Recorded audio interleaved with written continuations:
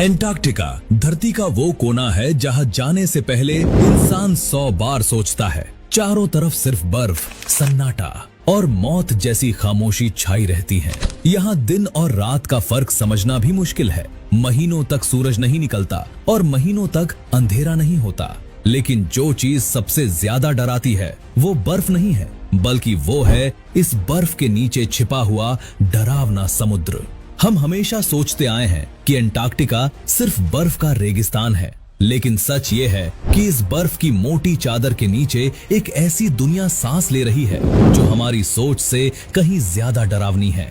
यहाँ का पानी इतना ठंडा है कि इंसान कुछ मिनटों में जम जाए, लेकिन फिर भी यहाँ ऐसे जीव रहते हैं जिनका आकार किसी बस से बड़ा है, जिनकी आंखें अंधेरे में चमकती हैं और जिनके शरीर को देखकर लगता है जैसे वे किसी और ग्रह से आए हों। समय समय पर समुद्र से जुड़ी ऐसी घटनाएं सामने आती रही हैं, जहां पूरे के पूरे जहाज बिना कोई निशान छोड़े गायब हो गए। ना मलबा मिला, ना कोई गवाह। सवाल ये नहीं है कि ये बातें सच हैं या झूठ। सवाल ये है कि अगर ये सब झूठ है तो फिर इतने बड़े जहाज आखिर गायब कहाँ हुए। आज की इस वीडियो में हम जानेंगे कि एंटार्क्टिका के नीचे क्या चल रहा है, क्यों वहाँ के समुद्री जीव सामान्य से कई गुना बड़े हैं, और सबसे डरावनी बात, कहीं ऐसा तो नहीं कि जिन राक्षसों को हम कहानियों में मानते थे वो असल में हमेशा से यहीं मौजूद थे।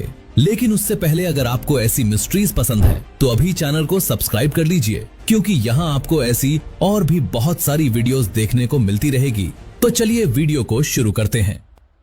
20वीं सदी की शुरुआत का समय था। दुनिया धीरे धीरे आधुनिक हो रही थी। समुद्रों पर जहाजों की आवाजाही बढ़ रही थी। उसी दौर में एक यूरोपीय रिसर्च जहाज जिसका नाम था नॉर्थ सी एक्सप्लोरर एंटार्क्टिका के पास के समुद्र में एक वैज्ञानिक मिशन पर निकला। इस जहाज का काम था समुद्र की गहराई, टेम्परेचर और पानी के बहाव से जुड़े डेटा कलेक्ट करना। शुरुआत में सब कुछ नॉर्मल था, मौसम शांत था, समुद्र भी ज्यादा उग्र नहीं लग रहा था। लेकिन जैसे जैसे जहाज साउथ की तरफ बढ़ता गया, हालात बदलने लगे। कंपास ठीक से काम नहीं कर रहा था, रेडियो में अजीब सी आवाजें आने लगीं। क्रू मेंबर्स को ऐसा महसूस होने लगा जैसे कोई चीज नीचे से जहाज को देख रही हो। थोड़ी ही देर बाद अचानक समुद्र का रंग बदलने लगा। नीला पानी धीरे धीरे गहरे काले रंग में बदल गया, जैसे किसी ने स्याही घोल दी हो। कप्तान को लगा शायद समुद्र के नीचे किसी तरह की नेचुरल हलचल है, लेकिन तभी जहाज जोर से हिलता है और ऐसा लगता है जैसे किसी ने नीचे से धक्का दिया हो। क्रू मेंबर्स डेक पर दौड़ते हैं। उसी वक्त जहाज का पिछला हिस्सा अचानक नीचे की तरफ खिंच जाता है। रस्सियां टूटने लगती हैं, लोहे की मोटी जंजीरें धागों की तरह टूट जाती हैं। पानी के नीचे एक बहुत बड़ा साया घूमता हुआ दिखाई देता है, इतना बड़ा कि पूरा जहाज उसके सामने छोटा लगने लगता है। कुछ सेकंड बाद समुद्र की सतह से कुछ ऐसा बाहर निकलता है जिसकी लंबी लंबी भुजाएं, मोटा शरीर और ऐसी हरकतें जैसे वो जहाज को पकड़ने की कोशिश कर रहा हो, और अगली ही लहर में जहाज पलट जाता है। उस रात के बाद नॉर्थ सी एक्सप्लोरर कभी वापस नहीं आया। कोई मलबा नहीं मिला, कोई शव नहीं मिला, सिर्फ कुछ अधूरी रिपोर्ट्स मिली और डरे हुए सवाल। आज भी ये घटना समुद्री इतिहास की सबसे रहस्यमयी घटनाओं में गिनी जाती है। अब सवाल ये उठता है कि ऐसा क्या था जिसने इतने बड़े जहाज को पलट दिया। इसका जवाब हमें एंटार्क्टिका के गहरे समुद्र में मिलने वाले कुछ अजीब और खतरनाक जीवों में मिलता है। सबसे पहले बात करते हैं कोलोसल स्क्विड की। ये दुनिया का सबसे भारी बिना रीढ़ वाला जीव माना जाता है। इसका वजन कई 100 किलो तक हो सकता है और इसका शरीर इतना बड़ा होता है कि पुराने जमाने के लकड़ी के जहाज इसके सामने टिक ही नहीं सकते थे। इसकी आंखें बेहद बड़ी होती हैं, जो अंधेरे में भी हल्की सी हलचल पकड़ लेती हैं। इसकी लंबी टेंटिकल्स पर नुकीले कांटे लगे होते हैं, जो शिकार को एक बार पकड़ लें तो उसे बचकर निकलने का कोई मौका नहीं देते।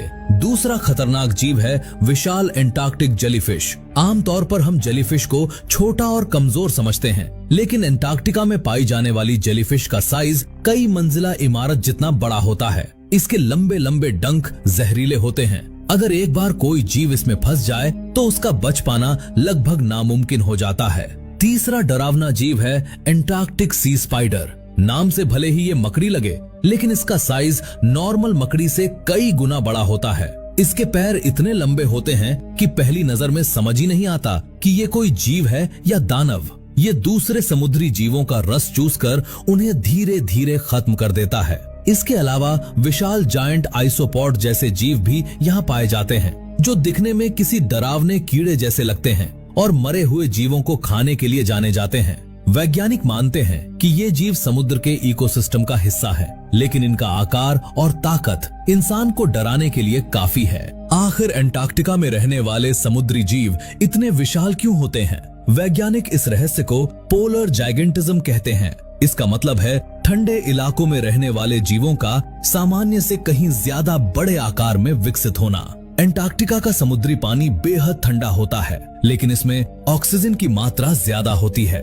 ठंडा पानी अपने अंदर गर्म पानी की तुलना में अधिक ऑक्सीजन रोक कर रख सकता है। वहीं ठंड के कारण यहाँ रहने वाले जीवों का शरीर धीरे काम करता है और उनकी एनर्जी कम खर्च होती है। ऐसे एनवायरनमेंट में जीवों को धीरे धीरे बड़ा होने का मौका मिलता है। इसके अलावा अंटार्कटिका का वातावरण लाखों सालों से लगभग एक जैसा रहा है। यहाँ बड़े पर्यावरणीय बदलाव नहीं हुए और न ही लंबे समय तक इंसानों और बड़े शिकारियों का दबाव रहा। इससे यहाँ के जीवों को बिना डर के विकसित होने का मौका मिला।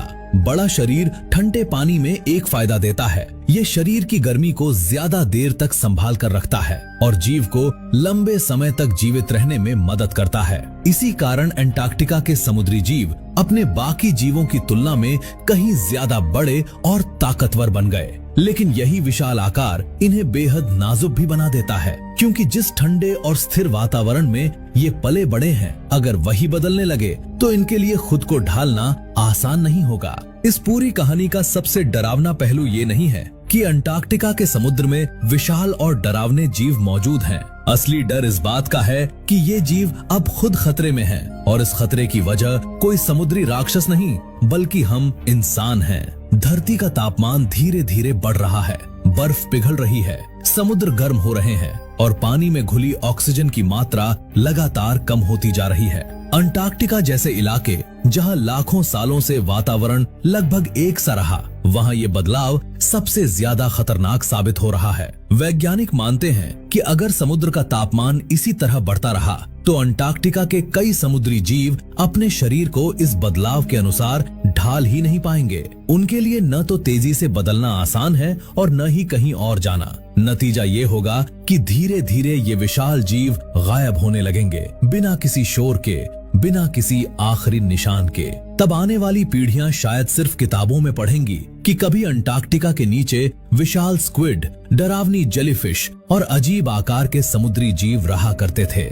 लोग पूछेंगे कि क्या सच में कभी ऐसे राक्षस जैसे जीव धरती पर मौजूद थे? और हमारे पास जवाब में सिर्फ अधूरी कहानियां, कुछ पुरानी तस्वीरें और गुम हो चुके जहाजों की रहस्यमयी घटनाएं होंगी। अंटार्कटिका हमें डराने की कोशिश नहीं कर रहा, वो हमें चेतावनी दे रहा है। ये बता रहा है कि प्रकृति कितनी शक्तिशाली है और हम कितनी आसानी से उसके संतुलन को बिगाड़ सकते हैं। ये कहानी सिर्फ समुद्र के नीचे रहने वाले जीवों की नहीं है, बल्कि हमारी भी है। अब सवाल यही है कि जब आने वाले समय में अंटार्कटिका की ये रहस्यमयी दुनिया खत्म होने लगेगी, तब असली राक्षस कौन कहलाएगा? समुद्र की गहराइयों में रहने वाले वो जीव या फिर हम, जो सब कुछ जानते हुए भी चुप रहे? अगर वीडियो पसंद आई तो लाइक और चैनल को सब्सक्राइब करना मत भूलिएगा। हम मिलते हैं अगले वीडियो में एक नए टॉपिक के साथ। तब तक स्टे क्यूरियस, स्टे सेफ।